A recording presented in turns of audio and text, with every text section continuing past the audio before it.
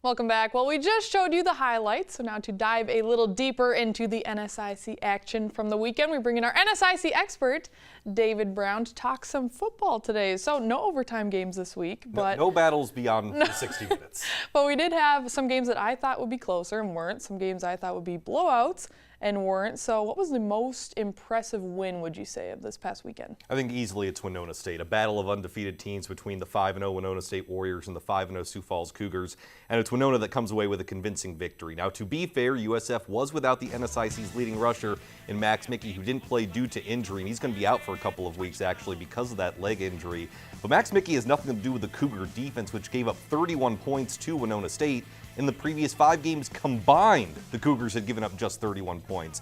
There's no way to really measure the impact of Max Mickey's loss, but I think it's safe to say the defense was under a little more pressure to perform considering the loss of a big offensive player. Now, no one's going to come out and say that verbatim, but people have eyes and they know that the offense simply wasn't the same. Only 65 yards on the ground without Max Mickey as a threat in the backfield. And Winona State took advantage of that. They got more than 200 yards on the ground themselves and through the air, so it's a complete performance from Winona State. They took advantage of a situation they should have taken advantage of, and Winona State is the benefactor of that. They've moved to 6-0 and are firmly in first place in the NSIC South in a tie with Minnesota State. Yeah, that was a big win. You talked about Max Mickey, a guy that has gotten our MVP honor of the week a few times, but he's out. So with that, who do you got for MVP this week? It'll be another running back, and he's not the NSIC Offensive Player of the Week, but I'm going to go say it's Bemidji State running back Andrew Lukowski. Career-high 163 rushing yards on the ground, along with 3 total touchdowns in the Beavers' 45-19 win over UMary. Now, part of the reason I say it's him is because not only did he have a career game on the ground, but he showed just how dynamic the BSU offense can be. People know that quarterback Jordan Hine can throw and can run, but the ground game is starting to pick things up. Lukowski now 4th in the conference in total rushing yards, and he leads the league among NSIC North running backs specifically. Bemidji State's won 3 games in a row now. They've scored more than 40 points in each contest, thanks to a balanced attack and a junior running back that's starting to come into his own. This is the Bemidji State team we thought we were going to see to start the season. They had the tough loss at Winona State to open things up where they only had 20 points. Then they had a tough overtime loss at Augustana, gave up that 4th and 20. They don't give that up. They're actually 5-1 instead of 4-2. But Bemidji State definitely turning things around, definitely showing the high-powered offensive capabilities we thought they would have coming into this season. I remember they were your preseason pick, David. Now they're starting to prove it a little bit.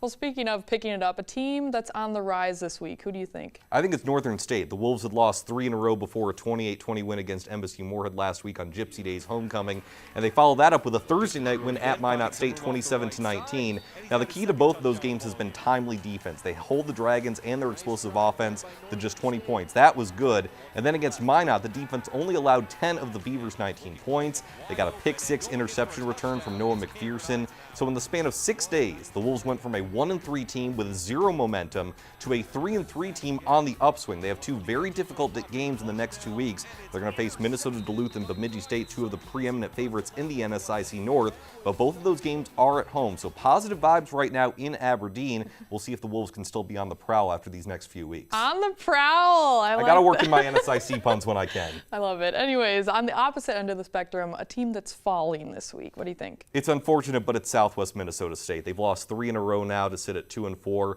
but the once high-powered Mustang offense has been held to just 16 points total in the last 2 weeks, and you can trace that back to starting quarterback Blake Gimble's injury in week 2 at MSU Moorhead. Late in the game, he gets a stinger in his right throwing shoulder, and he simply hasn't been the same ever since. He played spot duty the following week at Minot State and at Bemidji State trying to get the shoulder loose, but it's been backup Connor Wilkie getting all the reps the last 2 games against Sioux Falls and now at Wayne State. And it's just a different team. Wilkie's doing the best he can, and he's shown some flashes, but Gimble is one of the NSIC's best. 3,000-plus passing yards in each of the last 2 seasons. You simply don't replace that kind of level with a backup. Again, Connor Wilkie's doing the best he can, and the defense has been pretty good. They held Sioux Falls to just 24 points. They hold Wayne State with one of the best QBs in the league in Zach Osborne. They hold them to just 20 points, but without their quarterback, their senior leader to guide that offense, they're simply playing one-sided football right now. It has nothing to do with Connor Wilkie's ability, but Blake Gimble is the heart and soul of that offense. He's the engine or the straw that stirs the drink, and without him, the Mustangs have fallen flat a little bit. Yeah, that's tough. But that's last week, recapping all of it. Great job. But looking ahead to this week, what's the game you're looking forward to the most? Well, it's easily the Thursday night game here on Midco Sports Network. Sioux Falls at Wayne State, because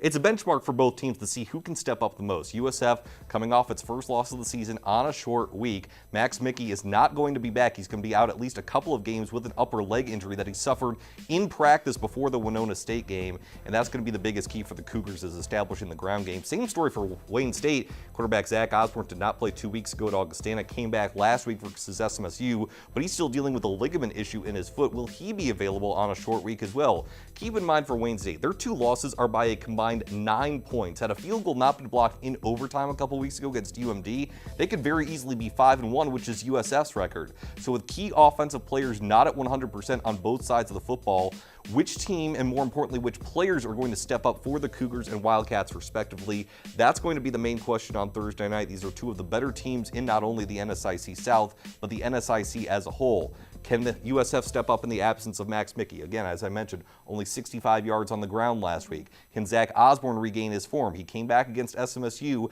but probably had his worst game quarterbacking, even though Wayne State got the win over SMSU. So who's going to step up for both sides, especially offensively? That'll be the key come Thursday. Yeah, it's that tough time of the year where those injuries just start to creep Middle part in. of the season, you gotta grit and grind it out. It is. Well, thanks so much, David. Great insight. Thank you very much. All right, well, it is Tuesday, meaning we're just coming out with a new list for the week, and this one has to do with the Northern Sun. We want to know who are the top offensive football players, any position, in the NSIC. David Brown and Greg Enkers will weigh in and reveal their choices tomorrow, but we want to hear from you as well. So head on over to our Twitter poll on the @MidcoSN handle. Cast your vote. Again, we'll have those results on the show tomorrow, as well as a breakdown of those top players. So here are the guys you get to choose from. Max Mickey, injured right now, but running back for USF. Damon Gibson, wideout for Minnesota State. Moorhead. Nate Gunn, running back for Minnesota State. And Zach Osborne, we talked a lot about him, the quarterback for Wayne State. Again, you can find that poll on the Midco SN Twitter account. It'll be up until late morning tomorrow, so check it out. Cast your vote.